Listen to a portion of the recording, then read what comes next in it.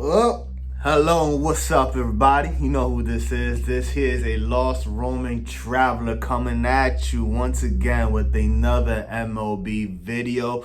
Now we ain't traveling to Midgard or the streets of Gotham or sailing the high seas in the Caribbean, which I actually go ahead and do on my Twitch channel, twitch.tv/A_lost_Roman_traveler. No, this time around we are traveling to the baseball diamond, specifically the postseason. Tonight, it's game 5 between the San Francisco Giants and the Los Angeles Dodgers. Now, actually, this here is a Brooklyn Dodgers hat, but nonetheless, still the same franchise, and they're looking to go ahead and advance to the National League Championship Series. Now, this is Game 5. It's just like a Game 7. It's do or die. Go home. Anything is possible, especially in the sport of baseball. We have seen weird plays that could go ahead and change the momentum like that. Now, even though this game 5 is out in the Bay, I do expect the Dodgers to come out and play a phenomenal game and actually advance to their third, if I'm not mistaken, or fourth, actually, National League Championship Series. Okay, or their fifth. Man, I've just lost count of how many championship series they have been in, because the Dodgers have been the team to beat in the National League. Not only just the National League West, but just the National League in general. And honestly, I expect them to go ahead and take out the San Francisco Giants in game 5. Just the weird part about it, though, reading some reports, it's not going to be 20-game winner left-hander Julio Urias who's actually taking the mound. They're actually going with the reliever, Corey Knebel. I found that kind of interesting that Dave Roberts will actually go ahead and basically have an opener for this game 5. Maybe he's trying to save some bullets. You know, at the end of the day, I'm not 100% sure. So we'll actually go ahead and see how that move plays out for the Dodgers. Now, one part of the National League Championship Series is actually already set in stone, or should I say half the rematch. So, the Atlanta Braves take out the Milwaukee Brewers in 4 games in the National League Division Series. Now, for baseball fans out there, or just for individuals who probably didn't even watch last year's playoffs, the Braves actually took on the Los Angeles Dodgers in the National League Championship Series, and they were actually up 3-1. Okay? And by all intents and purposes, like, if this was a different area or different media, like the Boston or the Los Angeles or New York media, they would go ahead and said that the Braves choked. So yes, if the Braves were in the media market of New York, Los Angeles, Boston, or even Chicago, the papers will go ahead and state that they choked. And that's basically what happened. The Braves were up 3-1 against the Dodgers, and they just ended up choking. The Dodgers came back, won 3 straight, ended up heading to the World Series, where they went ahead and defeated the Tampa Bay Rays, you know, for their first championship in, I think, 31, 32 years, something of that nature. Before that championship in 2020, the last championship was in 1981, if I'm not mistaken. So, one half of the rematch is set, and it's all thanks to the outstanding all-star first baseman of the Atlanta Braves, Freddie Freeman, and I'm going to show you why. With the Brewers in a shift. It's a fly ball to center field. Lorenzo Cain going back at the wall. Freddie Freeman's left the yard and put the Braves on top in the bottom of the 8th. With a solo shot to left center, they lead it 5-4 in Game 4 of the NLDS.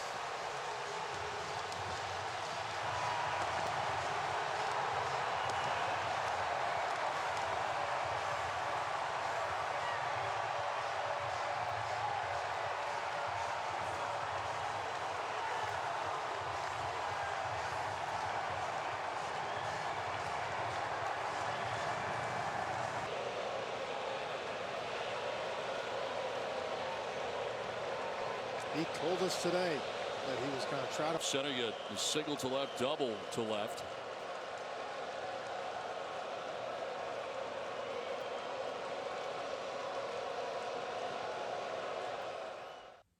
Yup, and yup. That's all I have to say. And of course, it would be their franchise player who hits the go-ahead home run to secure the win for the Atlanta Braves and send them to the National League Championship Series. And the reason why that home run is impressive is for the following reason.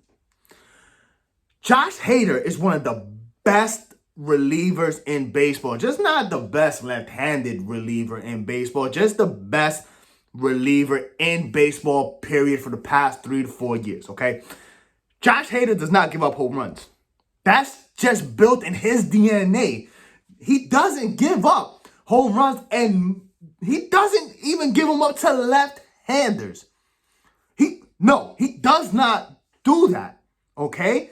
That's why this home run from Freddie Freeman was spectacular, special, surprising. At the end of the day, and Freddie Freeman wasted no time whatsoever. First pitch, hits it, Apple ends up giving his team the lead. It was some crazy number where I think Josh Hader in 258 at-bats to like lefties, or just 258 at-bats in general, did not allow a home run. And of course, he allows a home run in the biggest moment, okay, that baseball has to offer. And that's just how baseball is. You know, you just never know. That's the crazy part about it, where you have a dominant reliever coming in, right? You have the hitter at the plate. Much less a left-handed hitter. Well, Josh Hader, he dominates left-handed pitcher. What's he do, Freddie Freeman? Boop!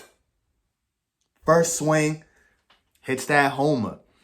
And the funny part about baseball is that Freddie Freeman can hit a homer of one of the best relievers in baseball, but he can't even hit a pitch out of the infield against a position player, not only a position player, his best friend.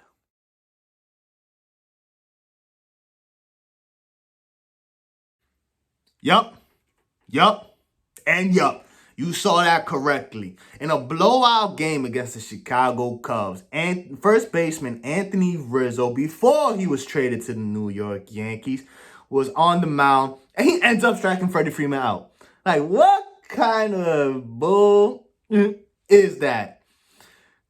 So, you mean to tell me, Freddie, that you can go ahead and hit a homer off the best reliever in baseball, but you can't hit a home run for a position player, nonetheless your best friend?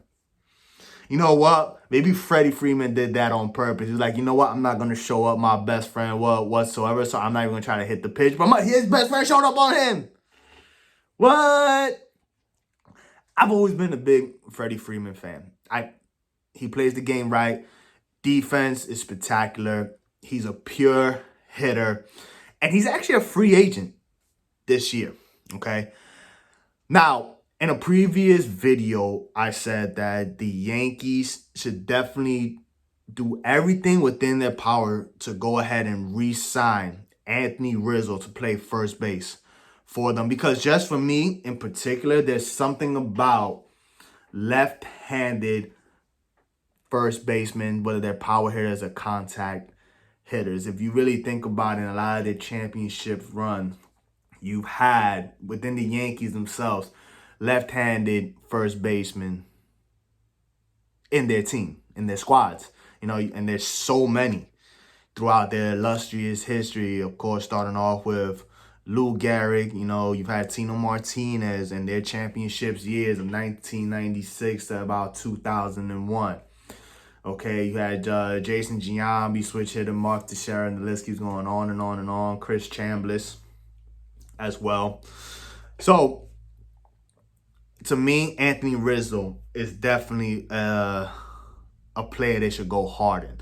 And the reason why I said Rizzo was not only because of what I just said. Now there's just something about left-handed first basemen, and especially in the historical story of the franchise of the New York Yankees. It's because for me, there's no way that the Atlanta Braves are gonna let Freddie Freeman walk this year. This is his free agency year. After the postseason is over, whether the Braves hoist the championship or not, Freddie Freeman's a free agent, okay? And to me, I thought the Yankees had no chance to actually grab up or snatch up Freddie Freeman for the simple fact that, to me, Atlanta's not going to let him go. That's their franchise player. That's the face of their franchise, okay? But if there was any slight chance, I think New York should definitely go after Freddie Freeman. And personally, I would rather have Freddie Freeman over Anthony Rizzo at first base. But yet, at the end of the day, I'll take either or. Anthony Rizzo or Freddie Freeman to go ahead and play first base for the New York Yankees. Now, going to the Giants and Dodgers series, to me, anyways, I said in the previous video, okay, the Braves are probably going to say all the right things, stating that, they don't care who they might face in the National League Championship Series, blah, blah, blah, blah, blah. But to me, within their heart, they're probably cheering for the Dodgers because they want that redemption. I'm pretty sure they had it circled as well. Like, no, this is the team that we want to go ahead and face for that redemption factor. Like I said, they're going to go ahead and say all the right things, but deep down inside, that the Atlanta Braves want to face the Dodgers, okay? Now, whether that'll be a good thing or a bad thing, time will tell. Even if the Dodgers end up heading to the championship series, because at the end of the day, baseball is one of those sports that you really never truly know. Okay. Now, in other sports, you have teams who you look on paper and say, yeah, they're definitely going to go ahead and beat, like in basketball or football, but just anything could really happen in baseball, and hockey. I'm sorry, I went ahead and left that one out. But just any little thing could change the momentum in baseball, because we have seen teams who shouldn't dominate or don't even dominate head into the postseason and just get on this spectacular run and end up defeating teams that you just thought to yourself, like, yo, there's no way. Like, who would have thought the Boston Red Sox were going to go ahead and beat the 100-win Tampa Bay Rays team? You know what I mean? And that has happened plenty of times in baseball where you have 100-win teams, okay, head into the playoffs, clear favorites to win a championship, and they get bounced in the first round, okay? There are times in basketball, football, or hockey, you'll see the superior team going up against an underdog, and 9 times out of 10, they will always be correct that the superior team would win. I mean, it just goes like that. Now, of course, sometimes you'll have like your Cinderella stories or, upsets and things of that nature, but it doesn't really happen like that, like it does in baseball. Okay, because like I said, anything can happen. A timely hit here, error here that could go ahead and open up the floodgates or give momentum to the other team. That's just a lot of variables that people do not consider that could end up actually costing or helping a team win on that baseball diamond. Okay, so for me, the Braves want the Dodgers to win just to have that redemption factor, and that might come back to bite them in the ass or not. But hey, at the end of the day, they might end up facing the San Francisco Giants. Okay, you just never know. But Atlanta is heading to that National League Championship Series, and tonight we'll go ahead and figure out who's going to go ahead and battle it out for that National League pennant with them. Is it going to be the Los Angeles Dodgers? Or is it going to be the San Francisco Giants? Who knows? I just want an epic Game 5. That's all I'm going for. There's nothing really much more. I'm neither a Dodgers fan nor a Giants fan. I'm just a baseball fan that wants an epic-ass game. And to me, deep down in my soul, I feel that's exactly what we're going to go ahead and get between the Giants and Dodgers in this Game 5. And whoever wins has a date with the Atlanta Braves. So do not miss out that game. It's on TBS. 9:07 Eastern time. Giants versus Dodgers. And then Friday I'm sure to the disgust of many Yankee fans out there, starting at 8 o'clock, you have the Astros versus the Red Sox for that American League pennant. So it should be fun. So y'all already know this here has been a Lost Roaming Traveler. Bring you again another baseball video for this MLB postseason 2021. Remember, don't miss out on that game tonight. Giants, Dodgers, 9:07 Eastern on TBS. Y'all have yourselves a good one, and may it be an awesome ass game.